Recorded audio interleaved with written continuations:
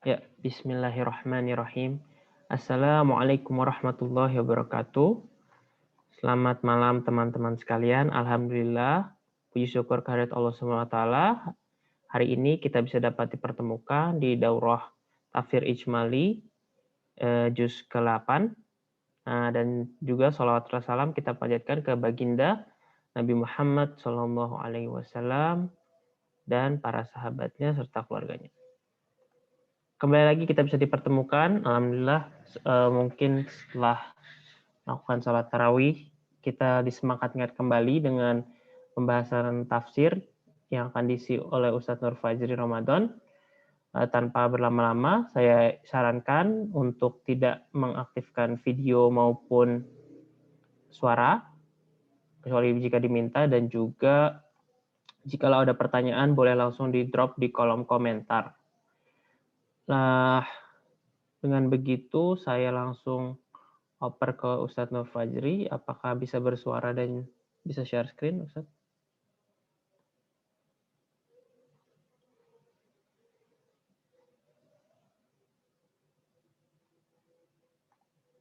Cek. Sebentar.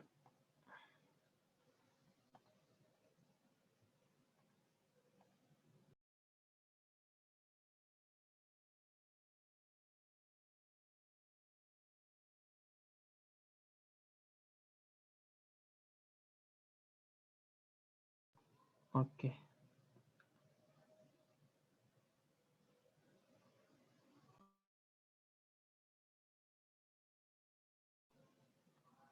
Bisa bersuara, Ustadz? Cek. Sorry, maaf. Oke, bismillahirrahmanirrahim. Assalamualaikum warahmatullahi wabarakatuh. Alhamdulillahirrahmanirrahim. Wabihi nasta'in wa ala umratin wa din. Assalatu wassalamu ala asyrafil anbiya'i wal mursalin. Nabiyina Muhammadin wa ala alihi wa ashabihi ajmain. Amma ba'd. Di pertemuan lalu kita membahas tentang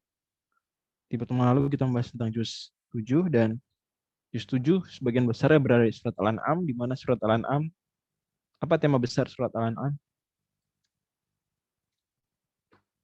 Apa tema besar surat Al-An'am? Ingat, pembuktian tauhid, kenabian, dan keberbangkitan. Tiga isu terpenting yang paling ditentang oleh musyrikin Quraisy dari masalah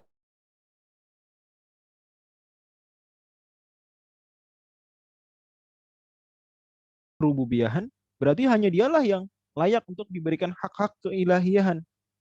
Allah yang mencipta, ya Allah yang disembah saja.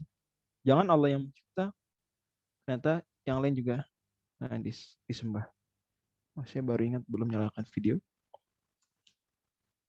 Oke. Makanya kemudian di surat Al-An'am kita sudah simak ya betapa begitu banyak ayat-ayat tentang penciptaan langit dan bumi, penciptaan alam semesta yang membuktikan bahwa Allah saja yang mencipta. Kemudian juga kita sudah sebutkan juga di situ konsep para nabi, bahkan dibawakan kisah ayahnya para nabi. Siapa ayah para nabi? Siapa? Abul Anbiya, Nabi bergelar Abul Anbiya. Nabi Ibrahim alaihissalam dibawakan kisahnya di juz 7. Bahwa seolah-olah Allah mau bilang, Nabi Muhammad ini yang kalian tentang kenabiannya, beliau hanyalah penerus sosok yang kalian agungkan juga. Ingat, musyrikin Quraisy itu mengagungkan Nabi Ibrahim enggak? Iya, musyrikin Quraisy mengagungkan Nabi Ibrahim. Sangat mengagungkan. Cuma mereka mengklaim Nabi Ibrahim ini musyrikin. Sama kayak mereka. Makanya di Ka'bah, dalam Ka'bah saat Fatu Mekah itu ada gambar Nabi Ibrahim dan Nabi Ismail ngapain? Mengundi nasib dengan panah. Mengundi nasib dengan panah. Jadi orang musyrikin Quraisy punya kebiasaan kalau mereka bingung sesuatu, misalnya bingung, putrinya dilamar, terima apa enggak? Maka mereka bikin apa? Ambil anak panah dan 4 anak panahnya. Oke, anak panahnya 3. Yang pertama ditulisin apa? Lakukan. Yang kedua ditulisin jangan lakukan. Yang ketiga kosong. Gimana rule-nya? Gimana rule-nya? Mereka undi acak, ya bahasa kitanya dikocok seperti itu. Kemudian mereka ambil. Kalau yang keluar lakukan berarti apa? Lakukan. Yang keluar jangan lakukan berarti enggak ada. Yang keluar kosong berarti apa kalau yang keluar kosong? Nah, apa yang dilakukan berarti kalau yang keluarnya adalah anak panah yang kosong tidak ditulis apa-apa? Hmm, ah, gimana? Yaitu tidak dilakukan apa-apa dan undi lagi. Nah, ini kalau yang keluar kosong maka tidak dilakukan apa-apa dan langsung undi lagi. Nanti sampai keluar lakukan atau keluar jangan lakukan. Dan ini salah satu kebiasaan kemusyrikan yang Allah Subhanahu wa taala sudah kita bahas di juz yang ke-7 bahwa ya ayyuhalladzina amanu innamal khamru wal maisir wal ansab wal azlamu rijsun min amali syaitani fajtanibuhu la'allakum. Oke, itu masuk ke wal ansab. Nah, Nabi Ibrahim Allah ceritakan di juz 7 lalu masih terkait banget dengan juz 8 karena dia akhir-akhir juz 7. Nabi Ibrahim Allah Subhanahu wa taala sebutkan beliau berdialektika dan perlu difahami bahwa perdebatan Nabi Ibrahim dengan kaumnya itu diceritakan di surat Al-An'am dan surat Al-An'am makanya nama lain surat Al-An'am apa? Ada yang tahu? Surat Al-An'am punya nama lain Al-Hujjah. Punya nama lain apa? Al-Hujjah. Maka di surat Al-An'am lah di juz 8 qul falillahil hujjatul balighah falau syaa'a lahadakum ajmain. Katakanlah milik Allah lah al-hujjah al-balighah, argumentasi yang paling kuat, yang sangat kuat. Nabi Ibrahim pun Allah bilang watil kahujatuna atainaha Ibrahim ala qaumih. Itulah argumentasi kita. Kami yang kami berikan pada Nabi Ibrahim. Berarti apa yang Nabi Ibrahim lakukan di surat Al-An'am di akhir juz 7 masih terkait dengan juz 8, maka saya emphasize dan pertemuan lalu saya mohon maaf kurang justru menyebutkan hal tersebut padahal ini poin penting. Adalah bahwa Nabi Ibrahim itu bilang, "Ini Tuhanku lihat matahari." Enggak jadi setelah terbenam. Ini Tuhanku pas lihat bulan. Enggak jadi. Ini Tuhanku pas lihat bintang. Enggak. Semua Tuhan ini bohong, ini bukan Tuhan. Kenapa? Karena semuanya hilang. Tuhan itu tidak boleh sirna. Tidak boleh berubah-ubah. Gitu kan. Itu sebetulnya bagi sebagian orang itu mengklaim Nabi Ibrahim sedang ngapain? Sedang mencari Tuhan. Padahal kenyataan Nabi Ibrahim tidak mungkin nyari Tuhan. Semua para nabi sejak lahir bertauhid di atas fitrah yang lurus, tahu Rabbnya adalah Allah SWT, tahu ilahnya adalah Allah. Maka yang berarti yang dilakukan Nabi Ibrahim persis yang Allah sebutkan, wa tilka hujjatuna atainaha Ibrahim ala qaum. Itulah argumentasi yang kami berikan kepada Nabi Ibrahim agar Nabi Ibrahim kemudian apa? Kemudian menyadarkan kaum jadi sadar, oh iya, selama ini mereka menuhankan bintang, menuhankan bulan, menuhankan matahari, dan demikian bangsa Babilonia. Banyak dewa-dewa Tuhan-Tuhan mereka. Dan dewa-dewa dalam banyak peradaban klasik itu Tuhan sebetulnya. Dituhankan, disembah, seperti berhala status. Dewa-dewa seperti itu. Ini Tuhan-Tuhan kecil. Ada Tuhan besarnya dan itu juga real bahwa di banyak peradaban mereka punya Tuhan terbesar. Sama musyrikin Quraisy juga gitu. Ada Lata, Uzza, Manat dan Hubal dan tapi mereka menyembah Tuhan terbesar siapa? Allah Subhanahu wa taala. Tapi tetap itu musyrik. Ada Tuhan terbesar, ada Tuhan kecil, mempersembahkan ibadah ke semuanya. Nah, ini kemusyrikan. Meyakini semuanya masing-masing betul mereka meyakini rububiyah terbesar di Tuhan besar. Tapi meyakini juga bahwa selain Allah memiliki rububiyah, masalah. Mempersembahkan ilahiyah kepada mereka, ibadah kepada mereka, kemusyrikan. Nyata, syirik besar. Oke. Dari situ bahkan lebih dari itu. Allah Subhanahu wa taala untuk semakin menguatkan argumentasi tauhid, kenabian dan keberbangkitan membawakan list paling panjang di Al-Qur'an tentang nama-nama nabi. Ada 18 nabi Allah sebutkan berturut-turut di halaman tersebut. Oke. Dari total 25 nabi dalam Al-Qur'an, 18-nya di situ. 18-nya di situ. Masya Allah. Kemudian Allah terakhir bilang, ulaika alladzina hadallahu fabihudahu muqtadi. Mereka itulah orang-orang yang Allah beri hidayah. Para nabi, fabihudahu muqtadi, maka dengan petunjuk mereka sajalah kalian ikut. Fabihudahu muqtadi, dan melihat surat Al-An'am yang bicara tentang tauhid. Kemudian Nabi Ibrahim yang betul-betul berdakwah dengan tauhid, dengan dakwah yang sangat kreatif itu, argumentasi atau diskusi khayalan, diskusi imajiner Mungkin beliau ngomong sendiri tapi terdengar oleh kaumnya sehingga kaumnya ikut berpikir bersama, ikut sadar. Fabi hudah muqtadi, berarti memang para nabi sini yang diemphasize oleh Allah adalah petunjuk mereka yang sama-sama fokus tauhid. Maka wahai Anda para pendakwah, wahai Anda siapapun kaum muslimin, berikan perhatian besar kepada tauhid. Sebagaimana para nabi pun seperti itu. Semua para nabi ajaran tauhidnya sama. Bagian para nabi pun mengajari konsep-konsep akidah yang sama. Oke.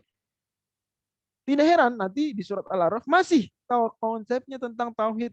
Cuma kalau Al-A'raf sudah ada isu baru, yaitu membandingkan antara tauhid dan kemusyrikan. Ya teman-teman bisa bayangkan. Masya Allah ya. Quran kalau mau dikaji urutan kronologis turunnya cakep. Turun pertama Al-Alaq, kemudian turun habis itu Al-Qalam, habis itu apa lagi? Al-Muzammil, habis itu Al-Mudaththir, habis itu Al-Fatihah, habis itu Al-Lahab dan cakep. Mau dikaji urutannya dari sisi urutan mushaf pun cakep, Masya Allah. Malah justru yang benar-benar nggak habis pikir begitu keren itu urutan mushaf justru. Karena kebayang nggak sih kalian nyusun nyusun tulisan gitu, nyusun tulisan tapi kalian sendiri, kalian nulis tulisan. Pencar-pencar, kalian ngurutin, terus tiba-tiba kalian suatu ketika harus ngumpulin semua tulisannya dalam satu buku. Tapi urutannya beda dengan urutan kalian nulis. Nah, ternyata malah cocok urutan, tetap cocok. Itu susah. Kita udah selama ini ngurutin berdasarkan jalan cerita, hari berganti hari, ada kejadian ini, ada kejadian itu, ada kejadian. Itu urutan turun. Ada hijrah, ada perang ini, perang itu, urutan turun. Kemudian semua dikumpulin, dijadikan buku. Apa? Urutannya urutan yang berbeda dari urutan turun, tapi tetap koheren. Walaupun kita juga harus tahu bahwa Nabi SAW setiap bulan Ramadan, setiap tahunnya, itu selalu muroja, dan yang Nabi baca adalah urutan sesuai urutan mushaf hari ini. Ingat ya, urutan Nabi setoran ke Jibril alaihissalam itu urutan sesuai dengan mushaf. Jadi mulai dari Al-Fatihah, Al-Baqarah. Nanti gimana kalau seandainya contoh tahun 1 Hijriah, Nabi setoran Ramadan, atau let's say gitu ya, atau tahun kedua lah. Sementara Al-Baqarah baru 100 ayat, gimana dong? Ali Imran baru 5 ayat contoh. Misal Al-Maidah belum ada, gimana dong berarti? Ya berarti Nabi SAW apa? Berarti Nabi SAW hanya baca Al-Baqarah 100 ayat, kemudian langsung pindah surat Ali Imran. 5 ayat misalnya, kemudian An-Nisa misalnya, let's say 10 ayat, Al-Maidah belum ada, skip, langsung surat Al-An'am. Al-An'am sudah utuh. Al-An'am turun sekaligus. Terus Al-A'raf. Al-A'raf ya di Madinah berarti sudah utuh. Al-A'raf. Seperti itu. Terbayang ya? Dan sangat koheren, Masya Allah. Jadi kita semua belajar Al-Fatihah bicara tentang Ihdinas siratal mustaqim, siratal ladzina an'amta 'alaihim ghairil maghdubi 'alaihim waladdallin.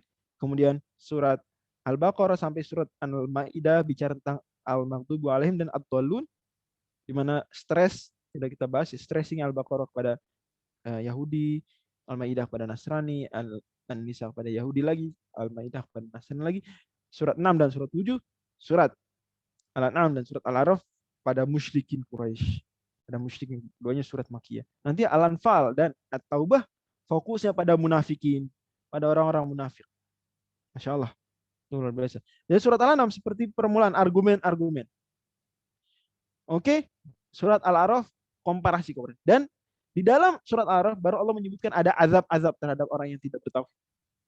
Baru ada azabnya. Jadi Al-An'am itu surat di mana, dan Al-Maidah juga, orang-orang musyrikin, orang-orang kafir minta azab, minta azab. Mana turunin azab, mana turunin siksaan. Surat Al-A'raf Allah ceritakan kisah umat-umat yang kemudian di situ apa? Allah azab. Oke. Ayat-ayat akidah dalam juz 8 setidaknya ada 3 yang paling penting.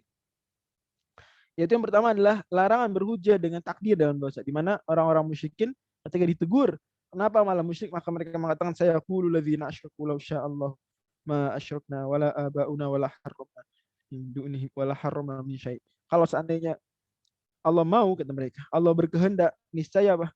Kita dan ayah-ayah kita, leluhur kita tidak musyrik. Tapi kita musyrik.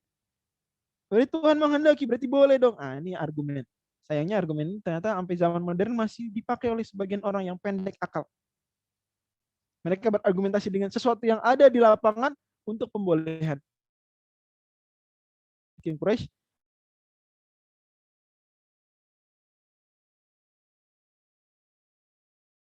Berarti boleh dong musyrik. Kalau Allah mau kita nggak musyrik, ya kita nggak musyrik. Tapi tidak begitu, akhi. Tidak begitu, bukan akhi. Tidak begitu, wahai Bung. Ya, karena tidak semua yang ada di alam semesta ini Allah ridhoi. Tidak semua yang Allah ciptakan Allah ridhoi. Tidak semua yang Allah wujudkan Allah cintai. Ada hal-hal yang Allah wujudkan, Allah ciptakan tapi tidak Allah cintai, tidak Allah ridhoi. Ya, dari sini kita paham bedanya takdir apa? Takdir syar'i dan takdir kauni. Takdir syar'i dan takdir kauni. Ada takdir ketentuan Allah Subhanahu wa taala yang sifatnya kauni. Yang Allah mencipta begitu, mencipta saja. Mencipta saja. Tanpa kemudian ya di situ kita bisa menebak mana yang Allah ridhoi, mana yang Allah cintai, semua Allah cipta. Iblis Allah cipta, kejahatan Allah ciptakan. Saya konsep akidah orang Islam bahwa keburukan pun Allah yang wujudkan. Sudah kita pelajari di surat An-Nisa. Kejahatan, keburukan, sakit, semua Allah yang cipta. Terlepas Allah ridho atau enggak, Allah cinta atau tidak, Allah suruh atau tidak, terlepas dari itu. Di sisi lain ada takdir syar'i. Ada takdir syar'i. Itu adalah yang hal-hal yang Allah Subhanahu wa taala perintahkan dan larang. Kalau ini patokannya bukan kenyataan. Patokannya syariat, Al-Quran dan Sunnah. Oke? Ulama lain membahasakan bukan takdir syar'i, takdir kauni, tapi membahasakannya adalah ada namanya irodah, ada namanya amr. Ada namanya irodah dan amr. Irodah ini takdir kauni ini Allah menghendaki secara irodah. Tapi belum tentu meridhoi, belum tentu memerintah. Dan ada amar, perintah, tapi perintah Allah belum tentu Allah wujudkan dalam kenyataan. Berarti ada 4 kemungkinan. Kemungkinan pertama adalah ada hal yang Allah kehendaki dan Allah perintahkan. Allah kehendaki, Allah sukai. Itu apa misalnya? Abu Bakar beriman. Abu Bakar beriman, Allah kehendaki. Terjadi nggak Abu Bakar beriman? Terjadi. Ada nggak di kenyataan Abu Bakar radhiyallahu anhu beriman? Iya. Kejadian. Kemudian Allah ridhoi nggak? Allah perintahkan nggak? Iya. Tahu dari mana? Tahu dari Quran dan Sunnah. Bahwa masuk Islam itu diperintah.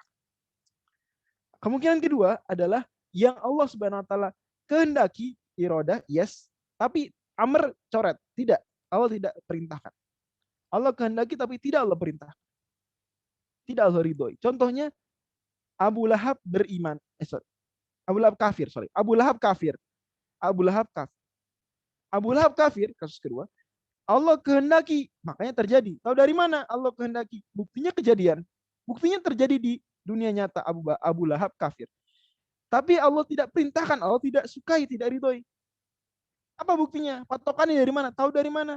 Al-Quran dan Sunnah melarang kafir. Wala yardol ibadihil kufur. Surat Az-Zumar. Kemungkinan ketiga adalah sesuatu yang Allah Subhanahu wa taala tidak kehendaki, tapi Allah perintahkan. Allah tidak kehendaki, tapi Allah perintahkan. Allah tidak wujudkan, tapi Allah ridhoi. Apa? Yaitu Abu Lahab beriman. Abu Lahab beriman. Abu Lahab beriman. Allah kehendaki nggak? Tidak Allah kehendaki. Tahu dari mana Allah tidak kehendaki? Buktinya nggak kejadian. Tapi Abu Lahab beriman. Itu diperintahkan sama Allah? Iya diperintahkan. Allah perintahkan semua orang beriman. Allah ridhoi. Tapi nggak kejadian. Kemungkinan keempat adalah sesuatu yang Allah tidak kehendaki dan Allah tidak perintahkan. Allah tidak wujudkan dan Allah tidak cintai. Apa contohnya? Contohnya adalah Abu Bakar kafir. Abu Bakar kafir. Allah kehendaki nggak? Tidak Allah kehendaki. Buktinya apa? Tahu dari mana? Tidak terwujud. Tidak ada kenyataannya. Allah perintahkan nggak? Enggak. Allah larang malah. Allah ridhoi nggak? Enggak. Allah benci malah. Tahu dari mana? Dari Quran. Dari sini kita selesai banyak sekali kebingungan berpikir orang-orang yang pendek akal, termasuk orang musyrikin Quraisy ketika mereka berargumen. Kan sekali lagi surat Al-An'am, surat Al-Hujjah, isinya argumen. Mereka pun berargumen. Apa argumen mereka? Kalau memang ini kemusyrikan haram, ya Allah nggak ciptakan kita musyrik dong. Ayah-ayah kita dulu nggak ditakdirkan musyrik dong. Ketika Allah, kata mereka, logika pendek, salah. Ketika Allah takdirkan ayah kita musyrik berarti boleh. Salah.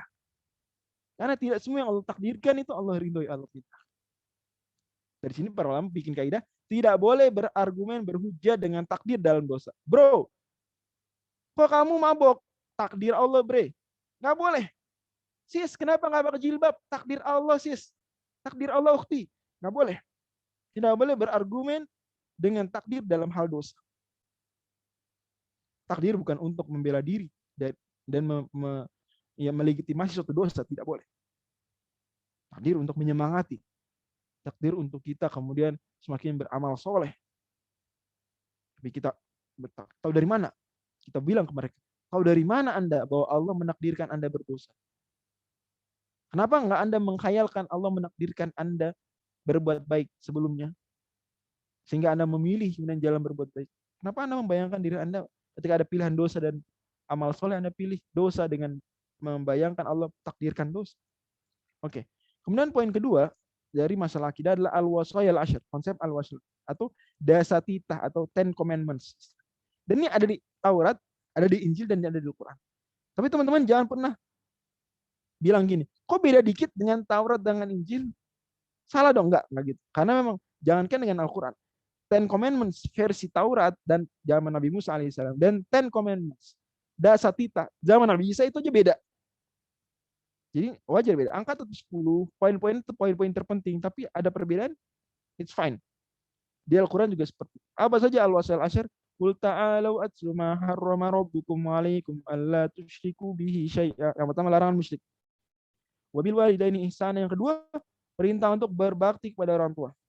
Wala taqtulu auladakum min imlaqin nahnu narzuqukum wa iyyahum. Larangan bunuh anak karena takut miskin. Wala taqrabul fawahisha ma dhahara minha wa ma batan.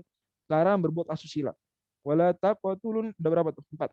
Wala taqtulun nafsal lati harramallahu illa bil haqq. Jangan membunuh jiwa kecuali dengan alasan yang benar seperti qisas.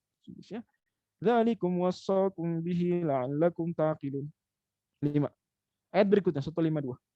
Wala taqrabu mal yatimi illa billati hiya ahsanu hatta yablugha syuddah. 6. Larangan apa? Mengambil harta anak yatim. Wa auful kaila wal mizana bil qist la nukallifu nafsan illa usaha. Larangan untuk curang dalam timbangan. Wa idza qultum fa'dilu walau kana dza qurba.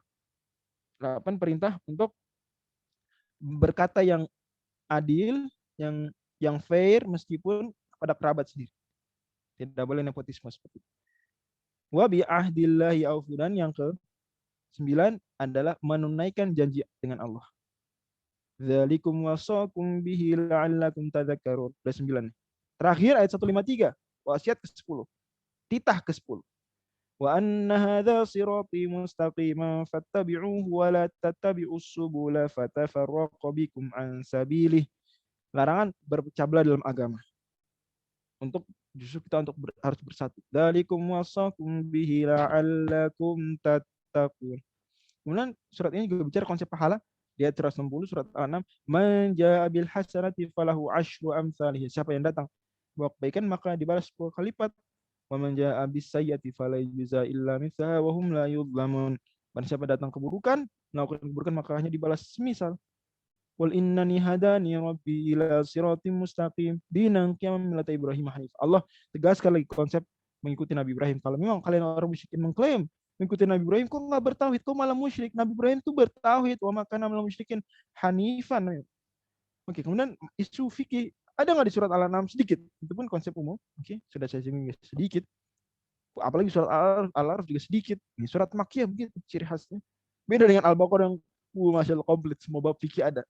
Ya, beda surat apa? An-Nisa, surat apa? Al-Maidah, masya Allah. Oke. Yang pertama fikih penyembelihan, Allah Subhanahu wa taala melarang makan sesuatu yang disembelih untuk nama berhala, clear. Yang sesajen haram hukumnya. Sembelihan untuk melarung haram. Nah, itu kemusyrikan dan haram. Kemudian juga apa saja makanan haram, pokok-pokoknya 4. Qul la ajidu fima uhiya ilayya muharraman ala ta'imi yat'amuhu illa ay yakuna maytatan aw daman masfuhan aw lahma khinzirin fa innahu rijsun aw fisqun illa lillahi. Ini 4 hal. Ay yakuna maytatan, bangkai, aw daman masfuhan, darah yang mengalir, aw lahma khinzirin, atau daging babi, fa innahu rijsun aw fisqun illa lillahi, atau sembelihan bukan nama selain. Ada lagi yang ketiga adalah zakat terkait dengan hasil bumi. wa atu haqqahu yawma hasadihi wa la tusrifu. Oke. Adapun cerita, nah kan surat Makkiyah ciri khasnya apa? Ceritanya banyak. Ceritanya pun lebih fokus ke cerita para nabi. Nah, gitu ya. Kita lihat. Yang pertama Nabi Adam, kisah Nabi Adam, Masya Allah. Al-Ulang. Kisahnya menariknya untuk di juz 8, kisahnya semua di surat Al-A'raf. Kisah Nabi Adam kalau di juz 7 kan kebanyakan, ya sama juga, kebanyakan di surat Al-Maidah dan Al-An'am ada satu, itu kisah Nabi Ibrahim. Kalau ini semua di surat Al-A'raf. Nabi Adam, kita semua tahu ceritanya sudah pernah di surat Al-Baqarah, tapi di sini ada penjelasan apa doa yang diucapkan Nabi Adam. Apa tuh? Fatalaqa Adamu min rabbihi kalimatin. Apa kalimat-kalimat yang Nabi Adam ucapkan sebagai pertobatan? Allah sebutkan di surat Al-A'raf. Apa doanya? Rabbana zalamna anfusana wa illam taghfir lana wa tarhamna lanakunanna minal khasirin. Di surat ini juga Allah Subhanahu wa taala bawakan kisah Ashabul Jannah, Ashabuna dan Ashabul A'raf. Dan karena itulah disebut surat Al-A'raf. Surat Al-An'am disebut surat Al-An'am karena menyebutkan sama niat azwaj, ya. Tentang Al-An'am itu ada 4 kategori, yaitu kambing, domba, sapi, unta. Itu Al-An'am. Juga hukum penyembelihan. Juga mereka, bagaimana orang musyrikin Quraisy ini mendebat orang Islam terkait dengan konsep apa? Konsep memakan sembelihan untuk selain Allah. Dan konsep memakan bangkai. Di surat Al-An'am juga ada isu tentang orang musyrikin Quraisy bilang bangkai itu halal. Orang Islam bilang enggak, haram. Kata mereka, argumennya orang musyrikin apa? Kok kalian malah menghalalkan apa yang Allah bunuh, mengharamkan apa yang Allah bunuh, dan menghalalkan apa yang kalian bunuh? Maksudnya gini, kalau nyembelih kan Allah yang bunuh.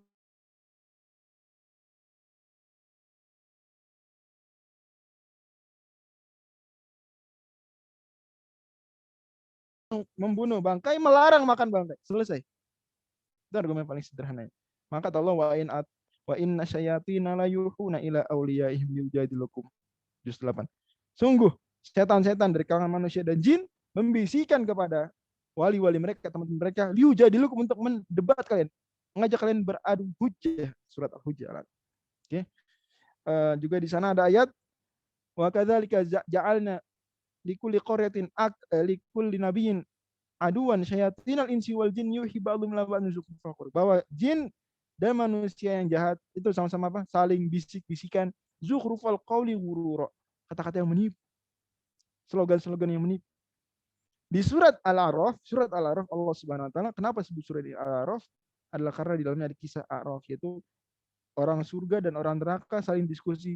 Neraka minta minuman, orang surga nanya gimana, udah dapat janji Allah masuk neraka, ya sudah dihukum gimana, paskan janjinya, betulkan janji di dunia. Seolah pesan itu adalah apa yang dijanjikan di surat Al-An'am. Benar kan yang dibilangin Allah di surat Al-An'am?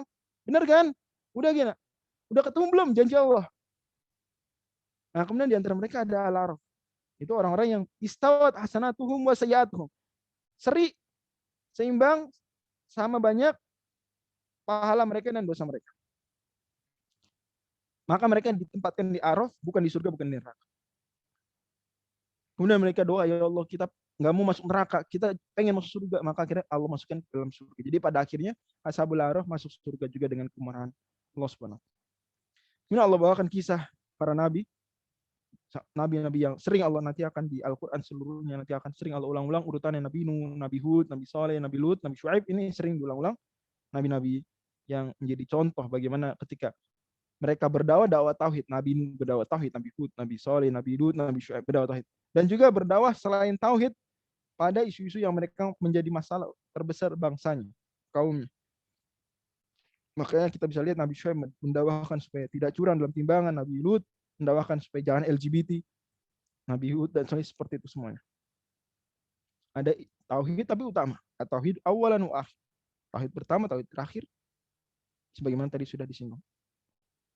Kemudian pada akhirnya Allah ceritakan bagaimana kesudahan nasib semua kaum ini, bahwa setiap kaum pada akhirnya ketika tidak percaya tauhid, mengingkari, mendustakan nabinya, maka Allah Subhanahu wa taala hukum mereka.